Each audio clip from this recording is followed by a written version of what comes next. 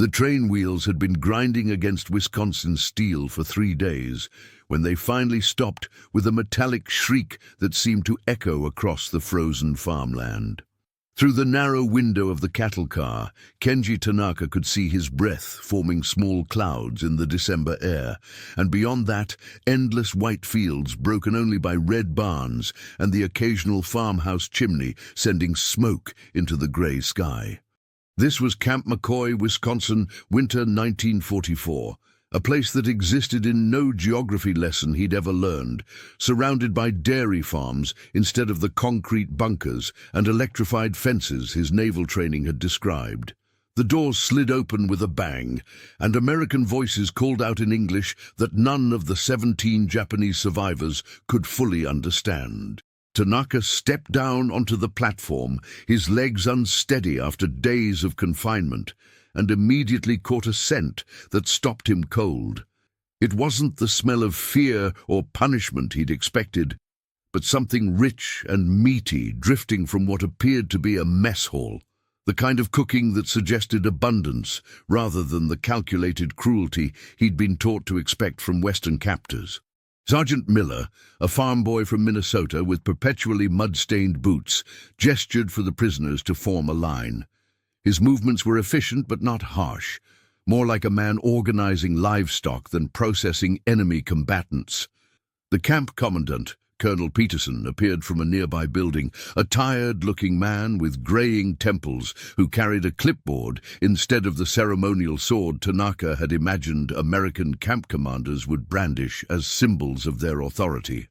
"Welcome to Camp McCoy, gentlemen," Peterson said through Corporal Watanabe, the nervous Japanese-American interpreter who seemed almost as uncomfortable as the prisoners. "You'll be processed according to Geneva Convention standards. Medical examinations first, then assignment to barracks." Yamamoto, the highest-ranking officer among the captured men and a rigid traditionalist who'd served with distinction in the Guadalcanal campaign, stepped forward with military precision. His uniform, though salt-stained and torn, still carried the bearing of imperial authority. "We are soldiers of the Emperor," he declared in sharp Japanese, his voice carrying across the platform. "We expect to be treated as warriors, not as common criminals." Watanabe translated hesitantly, and Peterson nodded with what seemed like genuine respect. "Of course. You'll find conditions here are governed by international law, not by the propaganda either side uses to motivate their soldiers." This response unsettled Tanaka more than threats would have. He'd prepared himself for brutality, for the mechanized cruelty that naval intelligence had described in their briefings about American prison camps. Instead, he was facing a weary colonel who spoke of international law and an interpreter who looked homesick. The cognitive dissonance created a crack in his understanding that would only widen in the days to come. The medical examination took place in a heated building that smelled of disinfectant and coffee, another scent that suggested comfort rather than deprivation. Dr. Morrison, a gentleman in his 50s who'd practiced family medicine in rural Wisconsin before the war, examined each prisoner with the same careful attention he gave American soldiers. When he checked Tanaka's persistent cough, he offered a throat lozenge from a glass jar on his desk. "These help with the cold air," Morrison explained through Watanabe. "Wisconsin winters can be harsh if you're not used to them. I imagine the climate in Japan is quite different." Tanaka accepted the lozenge automatically, then immediately felt ashamed. This small act of medical kindness contradicted everything he'd been taught about American doctors who supposedly conducted experiments on prisoners and withheld basic care as psychological torture. The lozenge tasted of honey and herbs, dissolving on his tongue like a gentle reminder that his captors seemed more interested in keeping him healthy than in breaking his spirit. The barracks assignment came with another surprise. Instead of the cramped, filthy conditions described in training, the prisoners were housed in winterized buildings with working stoves and adequate blankets. Each man received a metal cup, a plate, and eating utensils, not the bowls and chopsticks they'd expected, but actual American military issue that suggested they were being fed the same rations as the guards. That evening, during their first meal in the camp mess hall, Tanaka encountered the artifact that would change everything. The American kitchen staff served each prisoner a plate containing what Watanabe called hamburger, seasoned ground beef formed into patties and cooked on a griddle, along with boiled potatoes and canned green beans. But it was the bottle placed beside each plate that truly shocked him, a glass Coca-Cola bottle, still cold from refrigeration, with moisture beading on its surface. Tanaka had heard of Coca-Cola from sailors who'd encountered it in captured American supplies, but seeing it served as a routine beverage in a prison camp suggested a level of abundance that contradicted everything he'd been told about American resources being stretched thin by the global war. The hamburger, too, represented more meat than many Japanese families had seen in months, served here as standard prison fare. Yamamoto noticed the other prisoners staring at their plates with obvious hunger and spoke in a harsh whisper. "Do not let their abundance seduce you. This is calculated manipulation designed to make us grateful for luxuries while our families starve. Every bite is a betrayal of those who sacrifice at home." But Tanaka found himself thinking of his wife's last letter, describing breadlines in Yokohama and the watery soup that had become their evening meal. If this hamburger and Coca-Cola represented manipulation, it was a kind that acknowledged his physical needs rather than ignoring them. The moral complexity of gratitude toward one's captors began to settle in his stomach, along with the unfamiliar American food. As they ate in silence, broken only by the quiet conversations of American soldiers at nearby tables, Tanaka began to understand that his real war would not be fought with weapons or military strategy. It would be fought in the space between what he'd been taught to believe about his enemies and what he was actually experiencing in their custody. The hamburger was perfectly seasoned, the Coca-Cola surprisingly refreshing, and the knowledge that he was genuinely thankful for both would haunt him for months to come.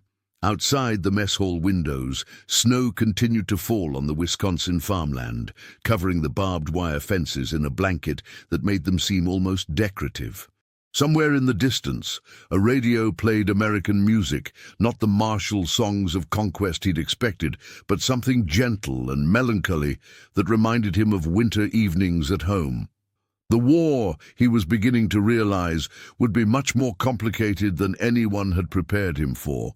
If stories like this make you question what you'd do in someone else's boots, tell us in the comments how you imagine you'd react in this camp, and stay with us for the next chapters. The routine at Camp McCoy settled into patterns that Tanaka found disturbingly civilized. Reveille sounded at 600, followed by roll call in the yard, where Sergeant Miller counted heads with the methodical efficiency of a farmer checking livestock. Work assignments came after breakfast: kitchen detail, laundry, grounds maintenance, and light construction projects that seemed designed more to occupy time than to extract forced labor. The Geneva Convention, Corporal Watanabe explained during orientation, required that prisoners be kept busy but not exploited. Tanaka drew kitchen duty alongside Private Henderson, a quiet young man from Iowa who'd learned basic Japanese phrases from a phrasebook he kept in his shirt pocket. Henderson was 19, barely old enough to shave, with calloused hands that suggested farm work before military service. During their first morning peeling potatoes together, Henderson offered Tanaka a piece of chewing gum from a pack of Wrigley's Spearmint. "My sister sends these in her letters," Henderson explained, demonstrating the chewing motion. "She works at the Woolworths back home, saves her allowance to buy extras for soldiers." The gum was sweet and lasted longer than Tanaka expected, filling his mouth with a mint flavor that seemed quintessentially American. As they worked side by side, Henderson showed him photographs from his wallet, a farmhouse in Iowa, a girl in pigtails who couldn't be more than 16, parents standing beside a John Deere tractor. The images revealed an ordinary family dealing with wartime separation, not the militaristic society that Japanese propaganda had described. "She wants to be a teacher when the war's over," Henderson said, pointing to the girl in pigtails. "Keeps asking in her letters if I'm learning anything useful overseas. Guess working in a prison camp kitchen wasn't what she had in mind." This casual mention of Henderson's sister planning for peacetime education struck Tanaka as profoundly subversive.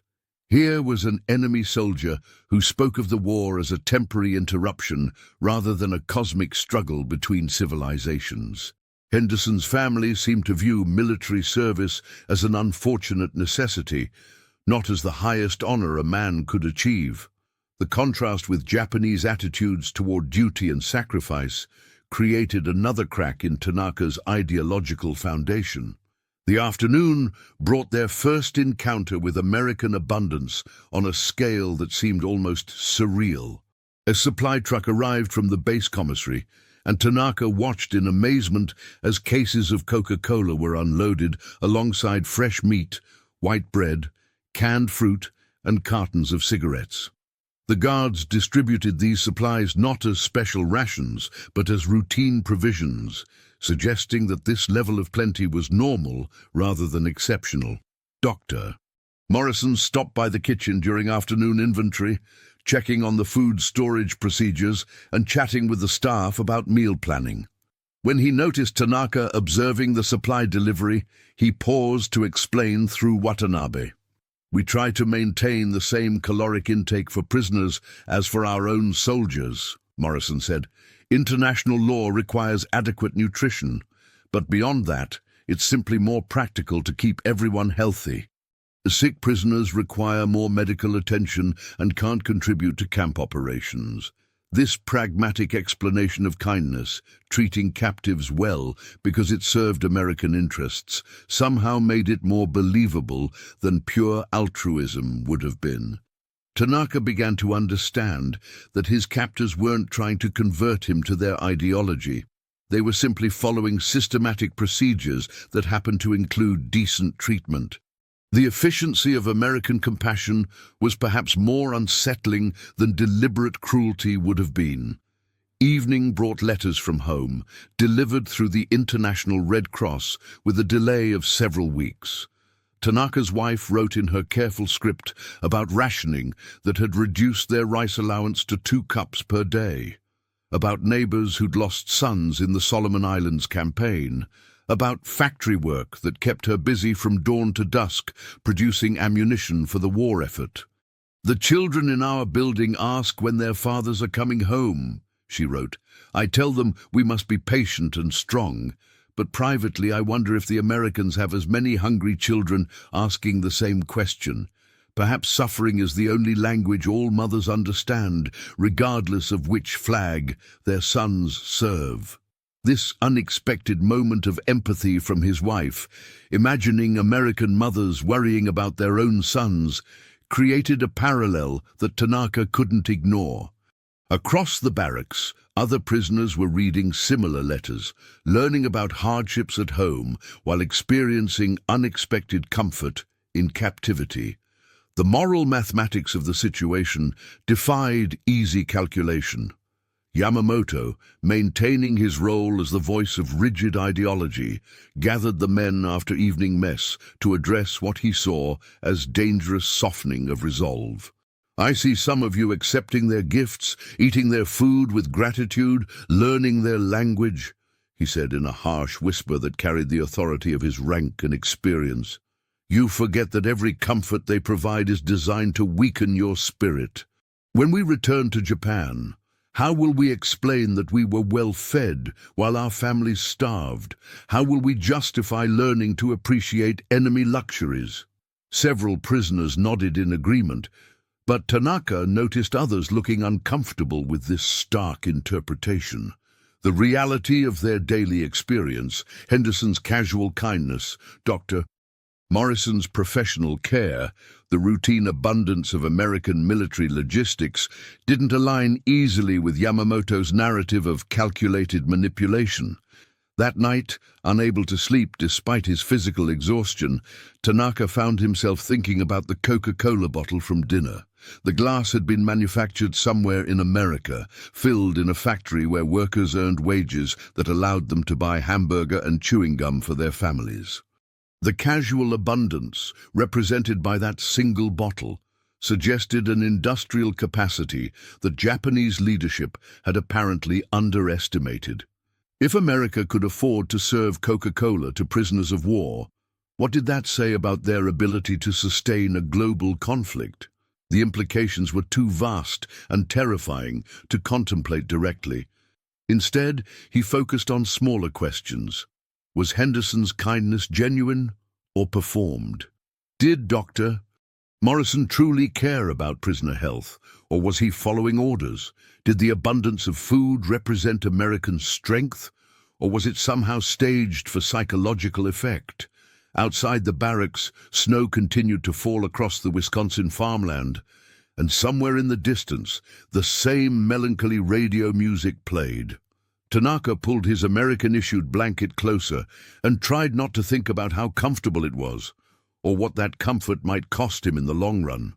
The war, he was learning, was much easier to fight when the enemy remained abstract and inhuman.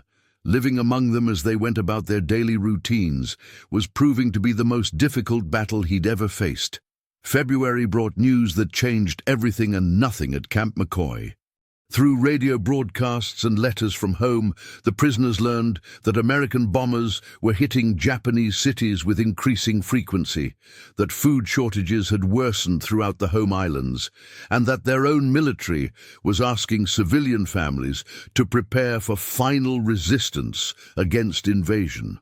The war, which had seemed distant during the comfortable routine of Wisconsin winter, suddenly felt immediate and personal. Tanaka received a letter from his wife that he read 3 times before fully understanding its implications.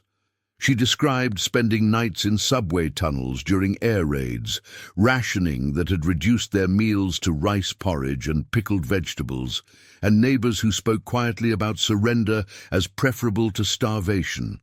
Most disturbing was her admission that she sometimes wondered if captured soldiers might be safer than civilians at home. "I know it is unpatriotic to write such thoughts," her letter concluded, "but I dream of your safe return more than I dream of victory.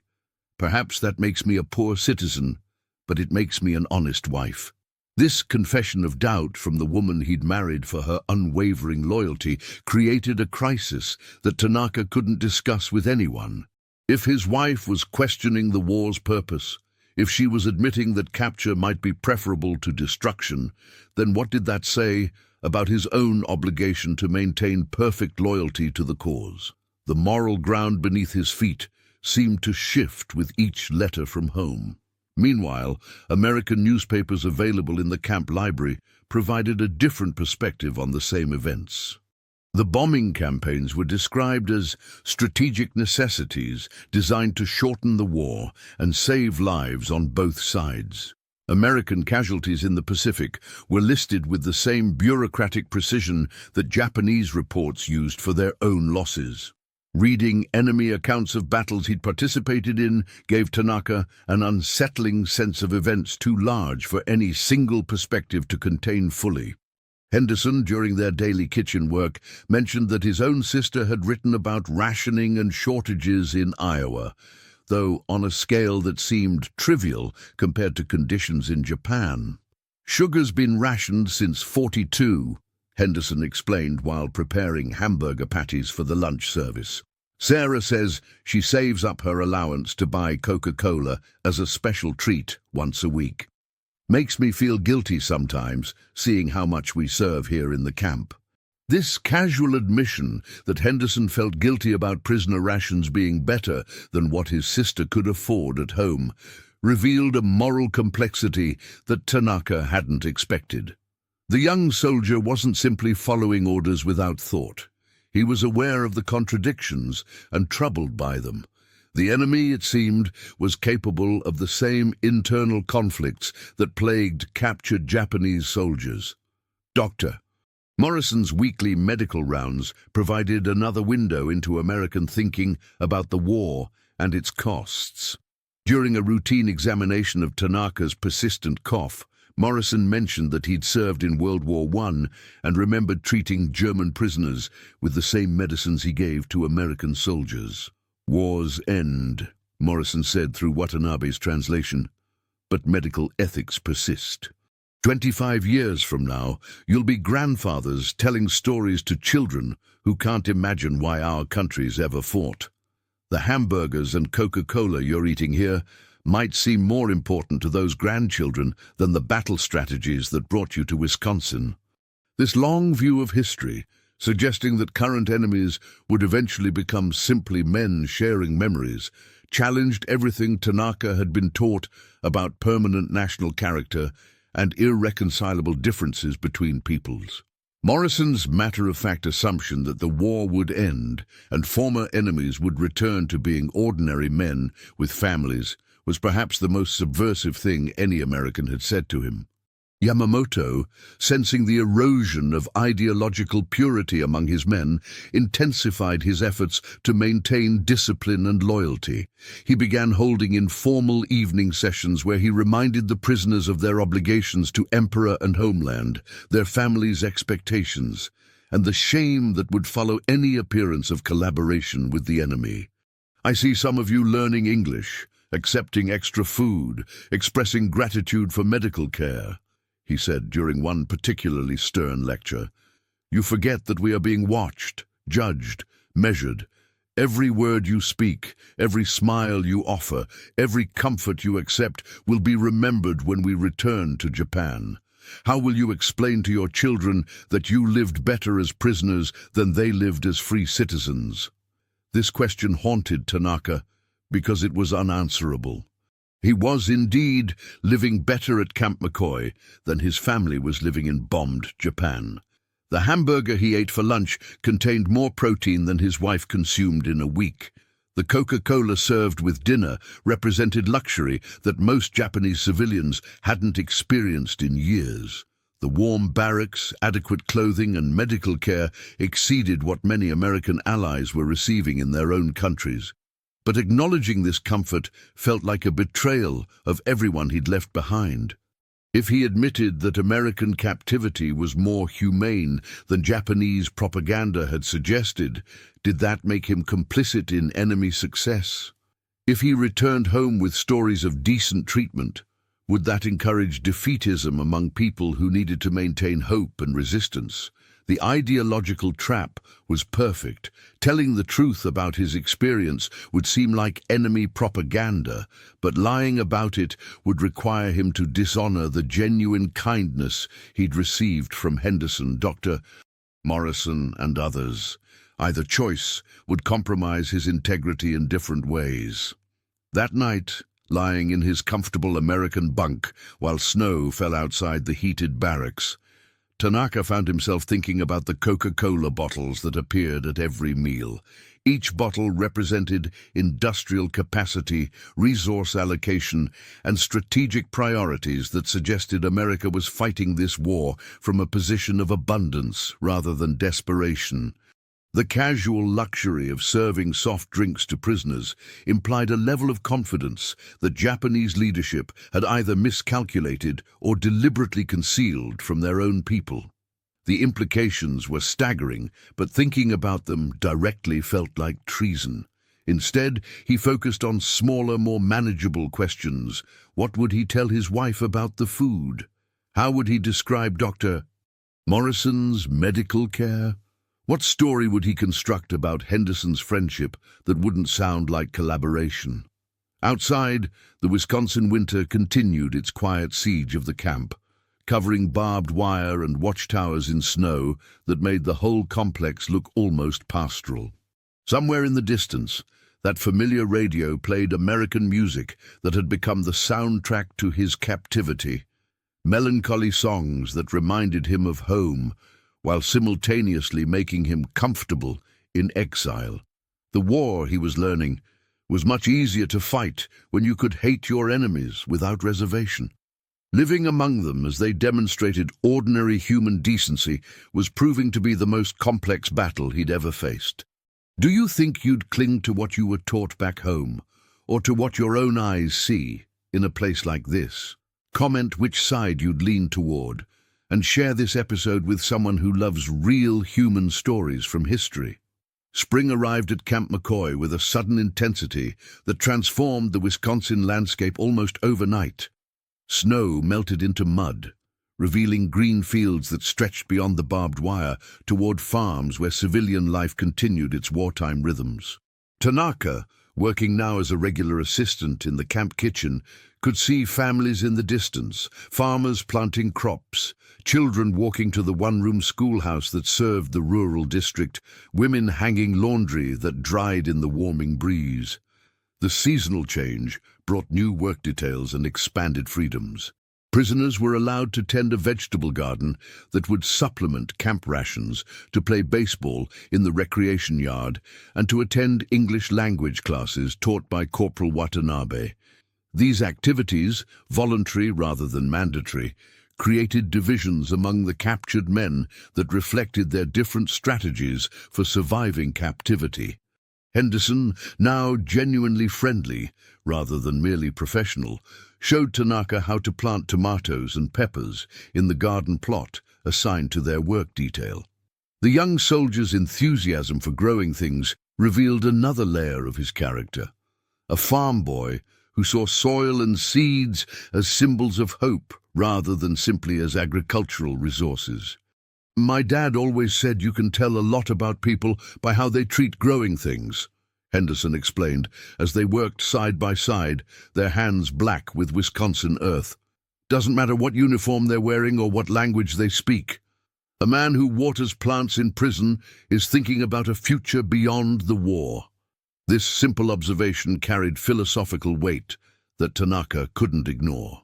By participating in the garden project, he was indeed investing in a future that extended beyond his immediate captivity. The tomato seeds he planted assumed that he would be alive and present to harvest them, that some version of normal life would continue despite the global conflict raging beyond the camp fence. Dr. Morrison's weekly medical rounds had evolved into conversations that went far beyond basic healthcare. The doctor had begun teaching Tanaka basic English medical vocabulary, partly for practical reasons, and partly, it seemed, because he enjoyed having someone to talk with who showed genuine intellectual curiosity about American medical practices. "In my practice back home," Morrison said during one of these sessions, "I treated German immigrants, Norwegian immigrants, Irish immigrants, all Americans now. But their grandparents would have been enemies in some other war. That's the thing about America. We're made up of people who used to fight each other somewhere else." This concept of America, as a collection of former enemies who had learned to live together, was entirely foreign to Tanaka's understanding of national identity. Japan's ethnic homogeneity had always been presented as a source of strength, evidence of cultural purity that made compromise with foreign influences unnecessary. The idea that a successful society could be built from people with no shared ancestry challenged fundamental assumptions about loyalty and belonging. The medical conversations also revealed Morrison's own moral struggles with the war. He mentioned treating American casualties who arrived from Pacific battles, young men with injuries that suggested the Japanese were fighting with desperate courage rather than the mechanical fanaticism that American propaganda described. "Every wounded soldier I've treated speaks with respect about Japanese combat effectiveness," Morrison admitted. "They're afraid of you, but they're not dismissive. That's not how you talk about an inferior enemy. It's how you talk about someone who nearly killed you and might do it again." This grudging mutual respect between professional soldiers was something Yamamoto had never acknowledged in his evening lectures about American racial arrogance and strategic incompetence. The reality, according to Dr. Morrison, was that American military leadership took Japanese capabilities very seriously, seriously enough to invest enormous resources in defeating them. The camp's most significant moral test came in April when a new prisoner arrived. Lieutenant Sato, a pilot who'd been shot down during a bombing raid on American positions in the Mariana Islands. Sato arrived in physical and psychological condition that demonstrated he'd been tortured during initial interrogation at a forward base, before being transferred to Camp McCoy for long-term detention under Geneva Convention protocols.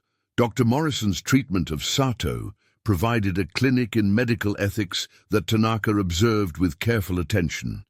Morrison treated the man's injuries with the same precision he applied to American casualties, provided pain medication without regard for information value, and spoke to him with professional courtesy rather than the hostility that Sato's recent combat role might have justified.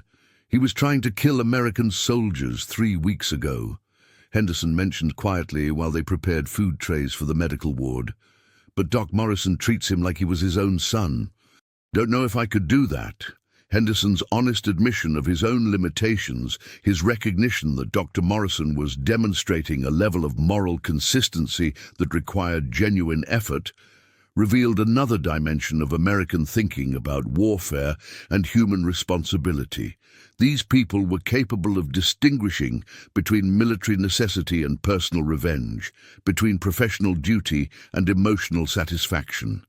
Yamamoto's response to Sato's arrival and treatment created the ideological crisis that Tanaka had been dreading since his own capture.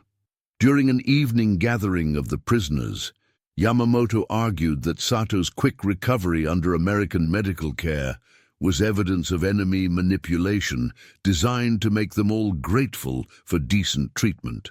They heal his body to poison his mind, Yamamoto insisted. Every injection, every bandage, every kind word is calculated to make him forget his duty to those who died fighting these same Americans. When we return to Japan, Sato will speak of American medical care, while families of the men he failed to protect will remember only their losses. But Sato himself, still weak from his injuries but mentally clear, offered a different perspective that shocked them all. "I have seen American battlefield medicine," he said quietly. "They risk their own lives to rescue wounded enemies. During my capture, an American medic died trying to reach a Japanese soldier who was calling for help. The medic was shot by one of our own snipers while carrying medical supplies, not weapons." This testimony about American combat medics dying while attempting to treat Japanese casualties created a moral complexity that no amount of ideological purity could resolve. If the enemy was willing to sacrifice their own lives to provide medical care to wounded Japanese soldiers, then what did that say about the nature of American military culture? How could such behavior be explained as manipulation or propaganda? Tanaka found himself thinking about the Coca-Cola bottles that continued to appear at every meal, even as news from the Pacific suggested that American combat forces were suffering significant casualties in their advance toward Japan itself. The resource allocation that allowed for soft drinks in prisoner camps while American families dealt with rationing suggested strategic confidence, but it also suggested something deeper. A moral commitment to maintaining civilized behavior even under the pressure of total war. That night, as spring rain fell on the Wisconsin farmland and the radio played music that had become familiar rather than foreign, Tanaka realized that his internal war was approaching a decisive battle. He could continue to explain American kindness as manipulation, American abundance as propaganda, American medical care as psychological warfare, or he could accept that these people were demonstrating a form of moral consistency that his own military training had not prepared him to understand. Either choice would change him in ways that would outlast the war itself. The central revelation came in late May through the most unlikely source. a conversation overheard in the camp library while Henderson and another guard discussed a letter from home. Tanaka, officially studying English grammar but actually listening to everything around him, heard Henderson reading aloud from his sister Sarah's latest correspondence. "The Petersons' boy came home last week," Henderson read quietly to his companion.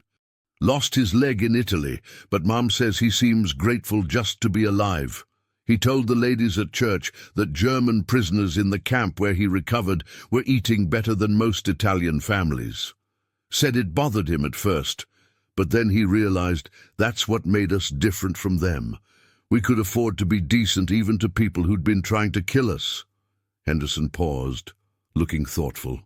"Sometimes I wonder if these Japanese fellows will go home and tell their families about hamburgers and Coca-Cola in American prison camps.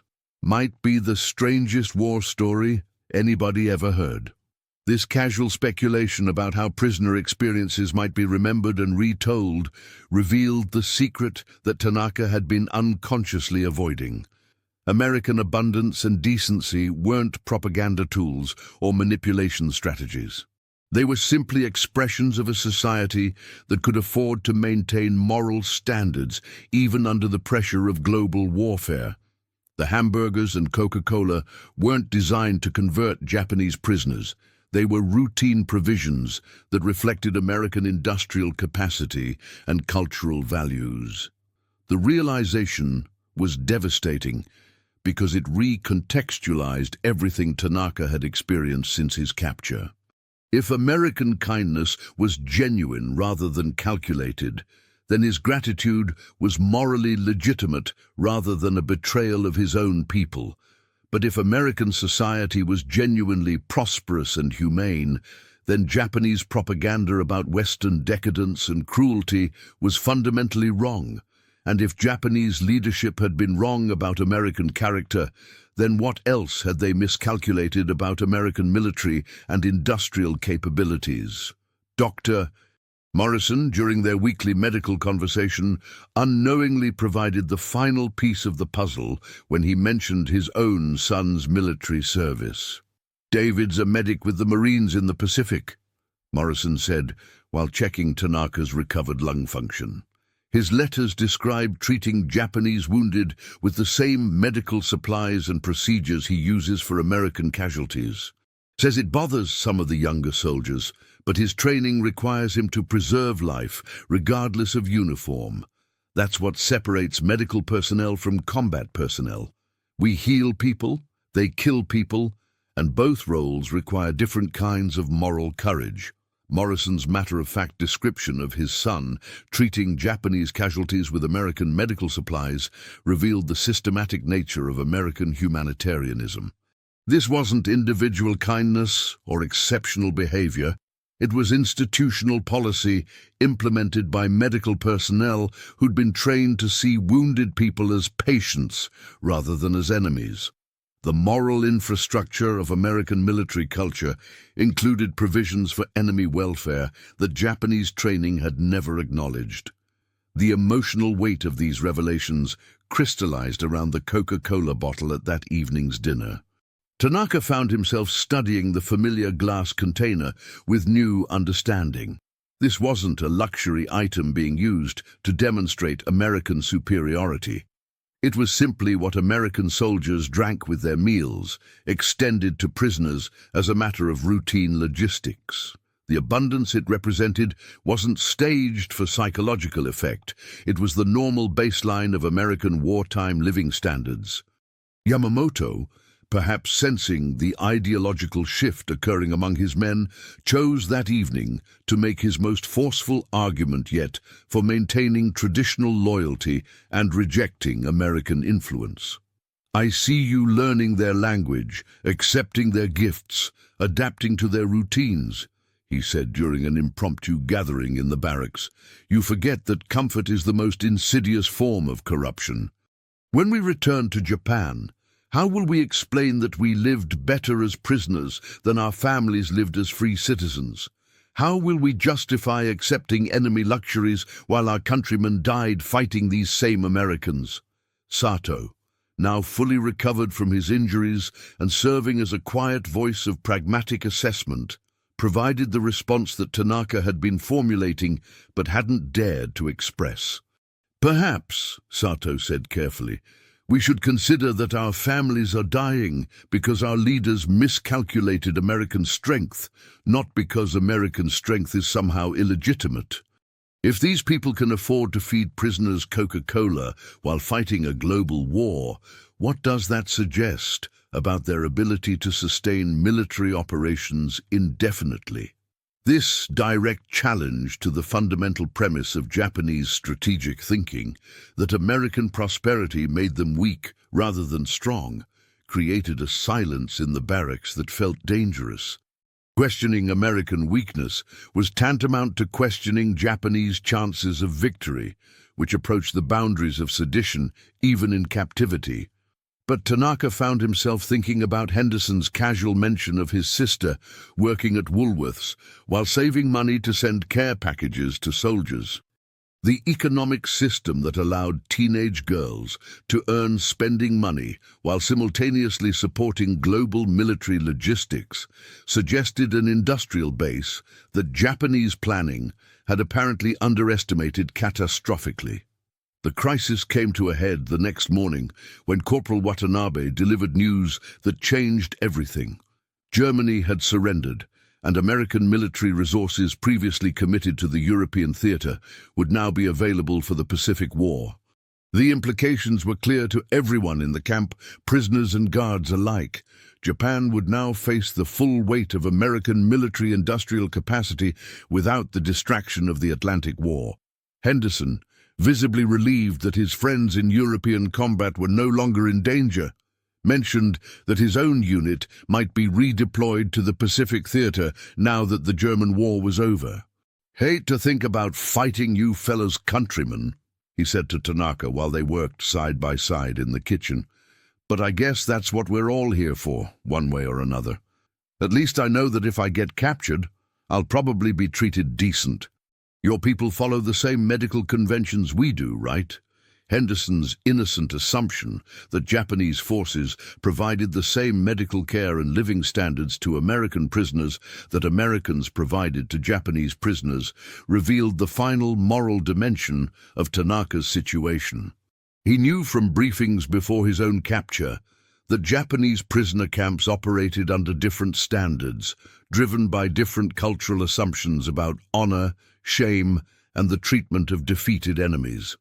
If he returned to Japan and reported that Americans had treated him with unprecedented decency, he would be implicitly criticizing his own military's policies toward enemy prisoners. But if he remained silent about his experiences, he would be allowing Henderson and others to deploy to the Pacific Theater with false assumptions about their likely treatment if captured. The moral mathematics had become impossible to calculate. Truth-telling would be seen as enemy propaganda, but silence might contribute to unnecessary suffering by people who had shown him genuine kindness. The Coca-Cola bottle at that evening's dinner seemed to mock him with its simplicity, just a soft drink, representing nothing more complicated than American abundance, but carrying implications that would haunt him for the rest of his life. That night, unable to sleep despite his physical exhaustion, Tanaka realized that his war would not end with Japan's military defeat or his eventual repatriation. His real war would continue for decades, fought in the space between what he had learned about his former enemies and what his own society would allow him to acknowledge about that learning. The hamburgers and Coca-Cola had won a victory that no amount of military force could have achieved. They had made him see his enemies as human beings, and that sight could never be unseen. August brought news that ended everything and resolved nothing. Japan had surrendered following the atomic bombing of Hiroshima and Nagasaki, and repatriation arrangements were being organized through the International Red Cross. The war that had defined Tanaka's adult life was over, but the moral conflicts it had created in his mind were just beginning their longest phase. "Doctor, Morrison conducted final medical examinations for all prisoners scheduled for return transport, providing each man with a health certificate and a small supply of medications for the journey home. When he reached Tanaka, Morrison paused longer than medically necessary. "You've learned excellent English during your time here," Morrison observed. "That skill will serve you well in whatever comes after the war. I hope you remember that not all Americans are the same, just as I've learned that not all Japanese are the same." This gentle acknowledgement of individual complexity within national identity carried a warning that Tanaka understood immediately. Morrison was suggesting that the lessons of Camp McCoy might not apply to all future encounters between their peoples, but that they remained valid as evidence of what was possible when military necessity was balanced with human decency. Henderson, scheduled for discharge and return to Iowa, made a point of saying goodbye to Tanaka personally.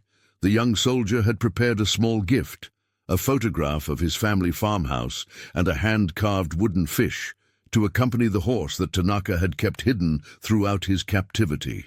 "Thought you might want something to remember that Americans are mostly just farm kids who miss their families," Henderson said simply. "When you get home and people ask about prison camp, maybe mention that we treated you like we'd want our own boys treated if they got captured." This direct request that Tanaka serve as a witness to American decency created the moral obligation that he'd been dreading. Henderson wasn't asking for propaganda or political conversion.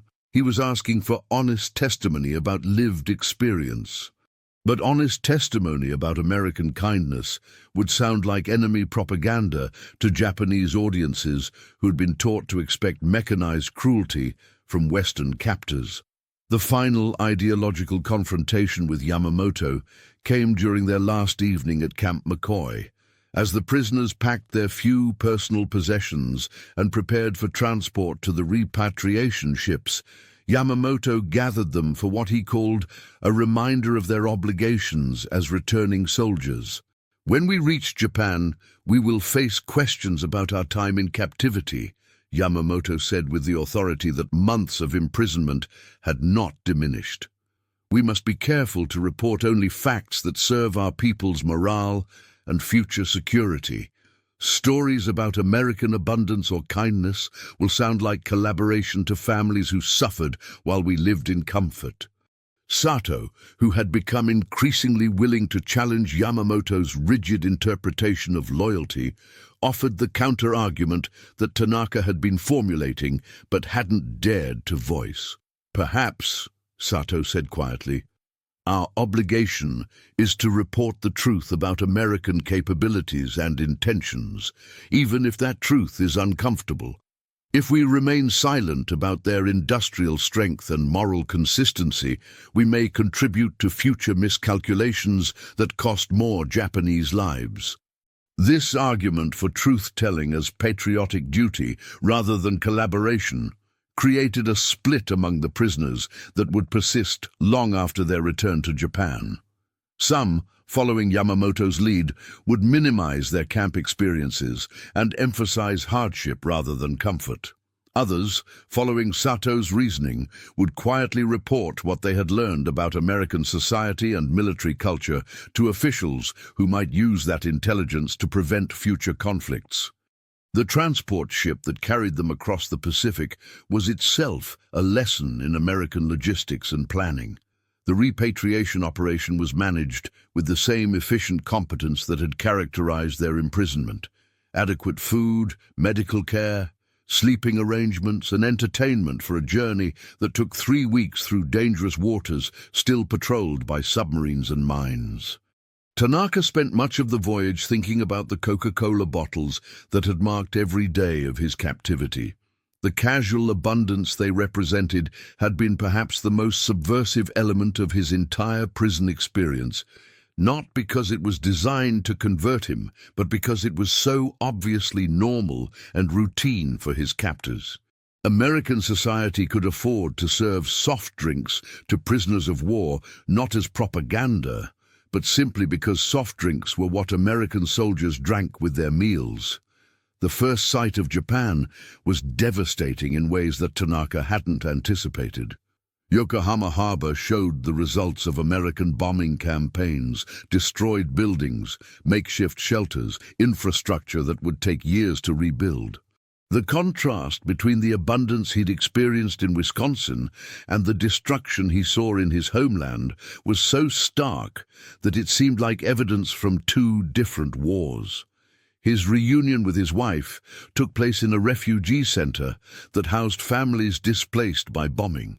She was thinner than he remembered, marked by months of rationing and stress, wearing clothing that had been mended repeatedly. When she asked about his experiences in captivity, he found himself unable to answer directly. "I was treated according to international law," he said carefully. "The Americans followed Geneva Convention protocols." This bureaucratic language concealed everything important about his experience while technically answering her question. But his wife, reading his expression rather than his words, pressed for more specific information. "Were you hungry? Did they hurt you? Are you glad to be home?" These simple questions required answers that Tanaka couldn't provide without lying or without revealing truths that would be impossible for her to understand. He had not been hungry. Indeed, he had eaten better in prison than she had eaten as a free citizen. He had not been hurt. Indeed, he had received better medical care than most Japanese civilians could access. And he was not entirely glad to be home, because returning meant resuming a life that no longer fit the person he had become during captivity. Years later, working in a rebuilt Yokohama as an engineer, helping to reconstruct Japan's industrial infrastructure, Tanaka would find himself supervising projects that used American technical assistance and materials provided through the Marshall Plan. The irony was too obvious to ignore. He was rebuilding his country with help from the same people who had defeated it, using methods learned from the society that had imprisoned him. The wooden horse that he had kept hidden throughout his captivity found its place on the workbench in his small workshop, where it served as a daily reminder of the morning when American toys had shattered his certainty about who deserved compassion and why. Sometimes his young son would ask about the carved animal, and Tanaka would explain that it was a gift from a friend in America. "Were Americans your friends during the war, Father?" This question from his son required an answer that captured the complexity of relationships that existed outside normal categories of friend and enemy. After long consideration, Tanaka would usually respond with something true, but incomplete. "Some Americans showed me kindness when they didn't have to. That made them different from what I expected, but it didn't make them friends. Sometimes the most important thing you can learn about people is that they're more complicated than you were taught to believe." The wooden horse, still bright red despite decades of handling, remained on his workshop table until his death, a quiet testament to the power of small gestures to change how people see each other, and to the weight of carrying that changed vision through a lifetime of silence. In the end, perhaps Henderson had been right. The hamburgers and Coca-Cola were stranger war stories than anyone had imagined, too strange to tell and too important to forget. If this story reminded you that even in the darkest times, small acts of humanity still matter, subscribe to the channel, tell us which country you watch from, and invite someone to revisit history with us in the next story.